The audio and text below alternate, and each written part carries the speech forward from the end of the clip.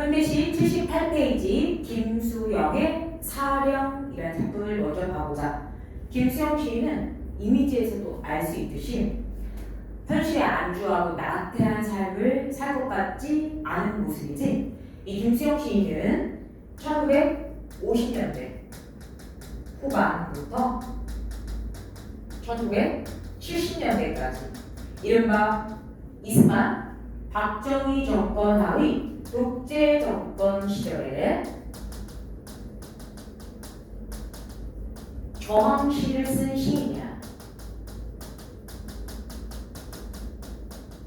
근데 이때 이 시절에는 우리 대부분의 국민들은 먹고 사는 생계 문제가 절박했기 때문에 독재 정권의 자유와 정의를 억압하는 그런 상황에 관심을 가질 여유가 없었던 거야. 그래서 김수영을 비롯한 이 당시 저항시를 썼던 시인들은 자신들이 시를 씀으로써 이 시를 읽은 국민, 독자가 조금 더 현실에 관심을 갖고 참여하도록 행동을 변화시키고 싶었대. 그래서 이 시절 독재 정권 안에서 저항시를 쓴 시인들을 참여 시인이라고 합니다. 이때 참여가 시를 독자들한테 알리고 읽혀서 시를 읽은 독자들로 하여금 현실에 조금 더 참여시키고자 하는 목적으로 시를 썼다라고 하여 이런 시인들을 참여 시인이라고 합니다. 대표적으로 이 독재 정권 하의 참여 시인으로 유명한 시인 두 명이 계신데 그분이 지금 배우는 이 김수영하고 나중에 나오게 된 신동엽 시인입니다. 자, 개그맨 아니고 꼭 알아두세요. 자, 그러면 78페이지 제목 사령. 직역하면 죽은 영혼이라는 뜻이야.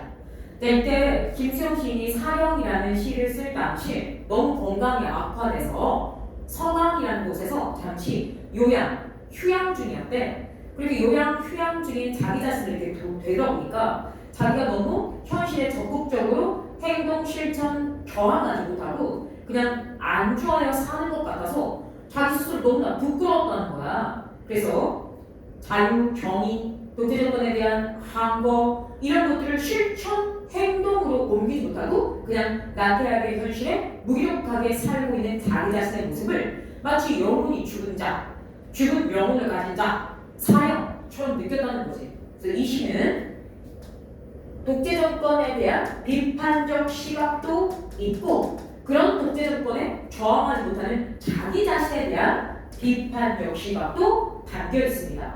그리고 자기 자신의 현실에 안주한 삶을 성찰한 결과 잘못됐다 라고 반성하는 태도, 게다가 한 걸음 더 나아가서 자기 스스로를 조롱하는 자조적 태도가 나타나 있습니다. 자, 이 작품에서는 성찰과 반성, 자조가 중심 정서이고 현실을 극복하겠다는 의지나 다짐을 하면 좋을 텐데 이런 극복 의지나 다짐은 나타나지 않습니다. 철저히 반성과 자조, 비판, 이 위에 있는 정서에 초점을 맞춘 지식인의 자기 고백과 부끄러움에 대한 시랑 이해하면 될 거야. 자, 그러면 본문 보겠습니다. 이해와 감상 59년 이승만 독재 정권 하에 발표된 시이다. 첫째 줄, 이 시의 제목인 죽은 영혼 사령은 자유와 정의가 활자, 즉 책 속 글자가 활자거든. 자유와 정의가 그대로 책 속 글자, 활자 형태로만 존재하는, 현실에는 존재하지 않는 이런 부도덕한 현실에 작가 임수영이 적극적으로 저항하지 못하고 침묵하고 있는 자신의 모습을 죽은 영혼이다라고 부끄러워하며 고백하는 내용의 시다. 자, 밑에 있는 이런 성격의 두 번째, 세 번째 나눠보겠습니다. 그래서 시대 현실에 대해서도 비판적이고 자기 자신에 대해서도 비판적 반성적이다. 비판적 반성적인 주된 태도야. 그러니까 3번 시대 상황은 자유가 억눌린 독재 정권 하이고요. 자, 5번 주제 1번, 2번, 3번 모두 같은 맥락입니다. 무기력한, 즉 독재 정권에 저항하지 못하는 소시민적 지식의 자기 삶에 대한 1번 반성. 자, 2번 적극적으로 저항하지 못하는 반성. 자, 3번 그렇게 불이한 현실에 대항하지 못하는 자괴감. 모두 1번, 2번, 3번 같은 의미인데요. 단어만 좀 바꿔서 세 가지 표현한 거야. 자, 마지막 3번에 있는 자괴감은 스스로 자자 파괴한 글자가 아니에요.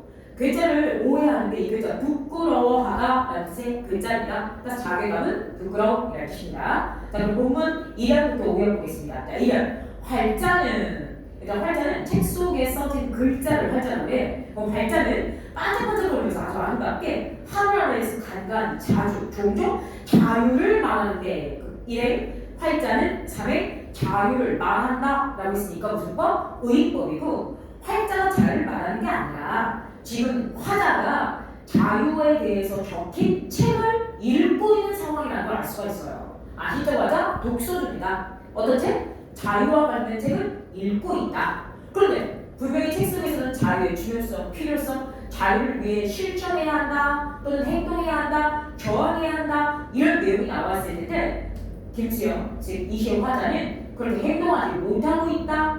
그러므로 마지막 2연 4에서 아니 이렇게 책에서는 자유가 중요하다고 말하고 있는데 아무 행동하지 못하는 나의 영혼은 죽어있는 게 아니냐? 선임법입니다. 즉 자유를 행동으로 실천으로 옮기지 못하는 무기력한 자기 자신에 대한 성찰과 반성이 아니냐? 서리법을 통해 나타나 있습니다. 자, 1연 화자는 자유에 대한 책을 읽고 있다. 그런데도 행동하지 못한 무기력한 때를 보이고 있다. 그래서 자기 스스로 자신의 영혼이 죽어있다라고 부끄러워하고 있다, 반성하고 있다 이렇게 알면 됩니다.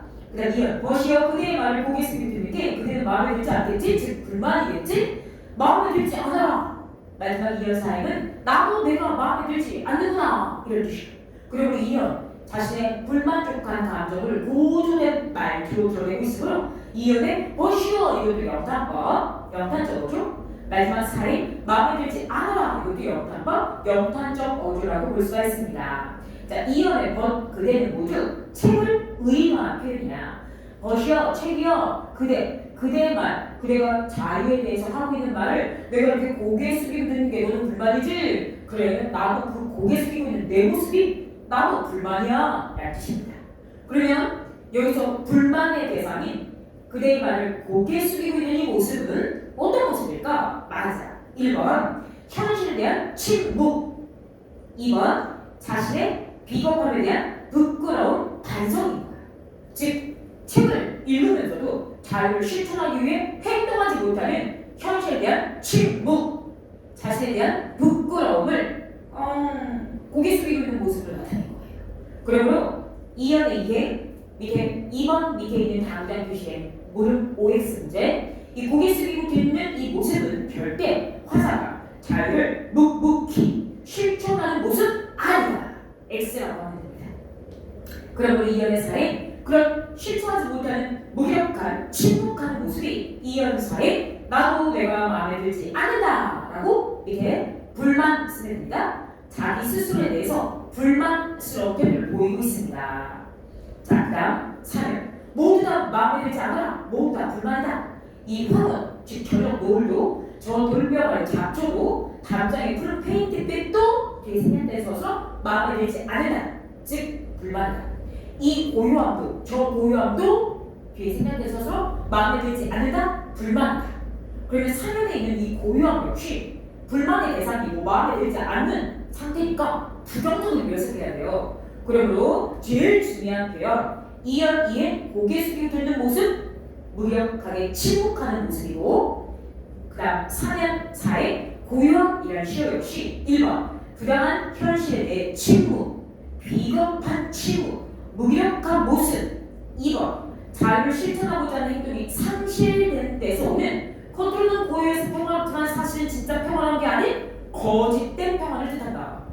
독재 정권이 자유를 억압하고 정의를 짓밟을 때 먹고 사는 문제에 급급해서 외면하거나 저항하지 않는 그냥 가만히 있는 상태는 겉으로 보면 고요해 보이지만 그건 진정한 평화가 아니다. 그러므로 4년 사이의 고요함은 거짓된 평화, 무력, 침묵을 뜻합니다. 부정적이라는 거 꼭 기억해주세요. 자, 그럼 4연 그대의 정의도 이때 그대는 역시 의인화된 책을 그대라고 표현한 거야. 그대가 말하는 그 정의도 할 때 정의는 위에다 쓰자 자유와 동일한 의미로 쓰인 시어다. 그대의 그 자유도 우리들의 섬세도 할 때 이 섬세 절대 나쁜 단어야. 매우 나쁜 단어. 좋은 단어 아니고 우리가 너무 섬세할 만큼 나약하다. 행동 실체로 옮기지 못한다라는 뜻이다. 그래서 그대의 정의도라는 말은 그대는 정의, 자유를 말해도 우리의 섬세한 우리는 너무나 나약해서 어떠다? 행동이 죽었다. 즉 행동하지 못한다. 그래서 행동하지 못하고 우리는 3회 이 욕된 교회에서 어제도 오늘도 내일도 마음에 들지 않는 불만스러운 삶을 산다는 뜻입니다. 자, 2연, 3연, 여기 4연까지 쉽게 말하자면 자기 스스로에 대해서 비판, 성찰하면서 4연 1에 우리들이 너무 섬세하다, 나약하다. 그래서 2에 행동이 죽었다. 그래서 3에 치욕스러운 교회, 이때 교회 아니고 교회는 변두리, 한국판 중심지가 아니라 이 치욕스럽고 부끄러운 변두리에서 살고 있으므로 이 변두리에서 우리는 4연사에 불만이다. 마음에 들지 않아. 이렇게 말합니다. 어렵지 않죠? 자, 그럼 뒷칸을 채워보자. 4연 2에 행동이 죽었다. 역시 1번 행동이 뒤따르지 않은 이걸 내보내 행동 없는 현실. 그 다음 2번 정의를 주장하는 행동이 죽음을 수반할 수밖에 없는 현실. 이 말은 행동이 죽음을 수반할 수밖에 없다는 건 정의를 주장하기 위해 행동을 하면 죽게 된다. 타락한다. 그런 현실에 대한 무기력 같은, 그래서 오른쪽 당장 표시한 부정적 상황과 무기력한 태도입니다. 그러니까 정의를 주장하다가 행동을 하면 죽을 수밖에 없다. 죽을 걸 뭐하냐 이런 식으로 무기력한 태도를 보이고 있다는 거야. 이 치욕스러운 교회라고 할 때 이 교회는 교회 아니고 변두리를 뜻하는 단어이며 1번 자유와 정의가 부재하는 곳과 타락한 사회. 부정적이고 아무런 요식이며 2번 자유와 정의가 부재하는 거짓된 공간이다.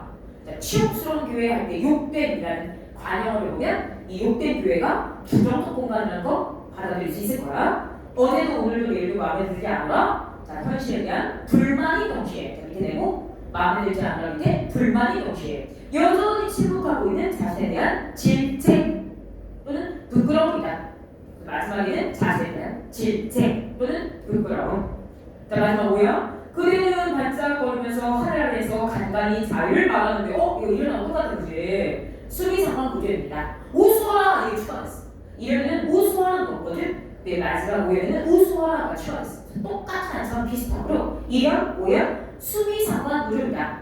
그대는 그대 역시 활자를 의미한 표현이고요. 자유를 말하는데 시청자들 여전히 자유와 관련된 책을 읽고 있으면 알 수가 있지. 우수하라 누가 웃은 거야? 자기 자신이 웃은 거야. 이렇게 책을 읽으면서도 자유를 행동으로 실천하지 못하는 무기력한, 침묵한, 비겁한 자기 자신을 우습다라고 조롱하고 있습니다. 따라서 우수어라 위에 스스로에 대한 조롱, 자조적 감정이 나타나 있는 단어이다. 나의 영혼은 죽어있는 게 아니냐? 맞아, 내 영혼은 죽어있다는 선입법이고 이 선입법에서 하면서 자신이 죽어있는 듯한 무력한 태도를 고조된 감정으로 나타내고 있는 영탄적 어휘가 하다. 그래서 아니냐 옆에 선입법, 영탄법 이렇게 쓰면 되고요. 1번 행동하지 못하는 자신의 무기력한 삶에 대한 자조적 반성이 나타나 있고 2번 자신의 비겁함을 비판하고 있다. 마지막 5연 죽어있는 나의 영혼에 대한 자괴감. 자, 이련의 내용을 반복하는 수미 상관 구조를 취하고 있는 시였어요.